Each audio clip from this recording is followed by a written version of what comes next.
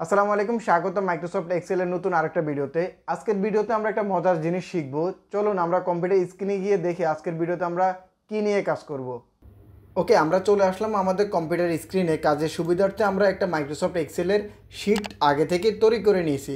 এখন আমি যদি এখান থেকে যে নামগুলো আমার দরকার এইগুলো যদি আমি বসে বসে একটা একটা করে হাইলাইট করি তাহলে আমার অনেক সময় সাপেক্ষ। বাট কন্ডিশনাল ফরম্যাটিং দিয়ে আমরা এটা খুব সহজেই আমার যে নামগুলো আমি হাইলাইট করতে চাই, একই রকম ডাটা হাইলাইট করতে চাই, সেটা আমরা খুব সহজেই করতে পারবো। তার জন্য আমরা এখান থেকে আমাদের ফুললি যে ডাটাটা সেটা আমরা সিলেক্ট করে চলে যাব আমাদের কন্ডিশনাল ফরম্যাটে।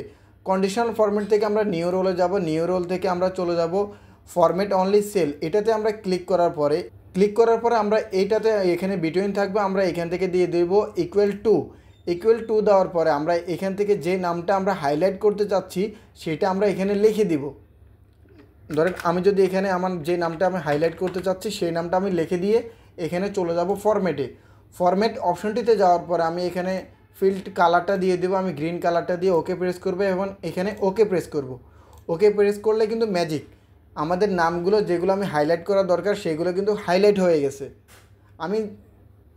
আমার এই নামগুলো সবগুলো একসাথে, এই জন্য এগুলা এখানে হাইলাইট হয়ে গেছে। আমি যদি এখান থেকে এখানে যদি আমি নামটা চেঞ্জ করে দিই, তাহলে কিন্তু আমার এখানেও সেটা হাইলাইট হবে। আমি যদি এখান থেকে চেঞ্জ করে দিই তাহলে এখানেও হাইলাইট হবে। অর্থাৎ আমার এই যে নামটা আমি কন্ডিশনাল ফরম্যাটে দিয়ে দিছি সেই নামটা এই শিটের মধ্যে যেখানে থাকবে না কেন ওইখানে এটা অটোমেটিকলি হাইলাইট করে নেবে। মাইক্রোসফট এক্সেলে এরকম আরও টিপস অ্যান্ড ট্রিক্স পেতে আমার চ্যানেলটি সাবস্ক্রাইব করে রাখুন। আর যদি অলরেডি সাবস্ক্রাইব করে থাকেন, থ্যাংক ইউ সো মাচ।